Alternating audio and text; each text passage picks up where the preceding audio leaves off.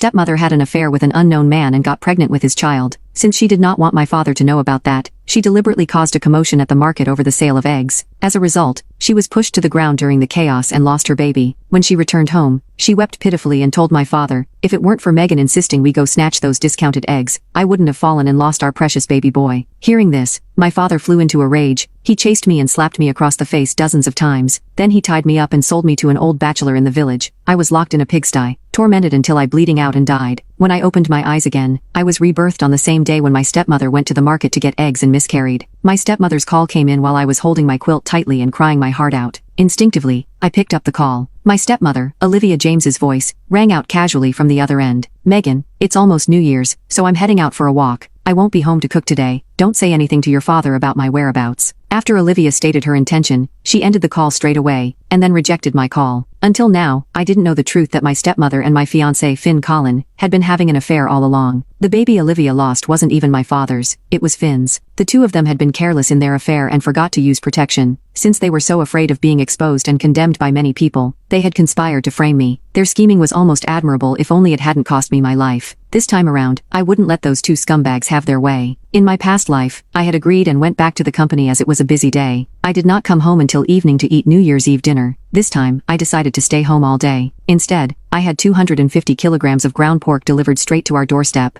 As for work, I sent my boss a quick message requesting to work from home during the New Year's holiday. My father, grandfather and grandmother all gawked at the sheer amount of meat. They immediately bombarded me with questions. I casually shifted the blame to my boss. The company we collaborate with had trouble settling their accounts by year-end, and my boss was pressing for payments. They decided to settle with goods instead. Since they're in the pork business, my boss just turned this year's bonuses into mincemeat for employees to take home and make meatballs. Grandma was stunned. This much meat? At this rate, it will take a long time to make meatballs. Grandpa sighed. Well, I guess I'm stuck here today. I turned to my father. Dad, we can't let all this meat go to waste. Grandma and Grandpa have spoken, so you'd better get to work and make meatballs with us. Wash your hands and start working. Grumbling under his breath about how unreliable the company was, Dad rolled up his sleeves and got to work. By noon we were all starving, and that's when my father remembered my stepmother, who was supposed to be out shopping. It's already 12:30 and your mother still hasn't come home to cook. What's she doing out there? Feigning innocence, I shrugged. I don't know. I called her 5 or 6 times this morning, but she blocked me. Maybe she's mad at me. Why don't you try calling her, Dad? My father frowned and pulled out his phone to call Olivia. He had made 3 consecutive calls, but Olivia still did not answer. His face darkened with frustration and anger, and he then turned to ask me, "Did you argue with your mother? Otherwise, why wouldn't she answer my calls?" Megan, you're 25 years old already. How can you still be acting like a child and upsetting your mother? I pouted and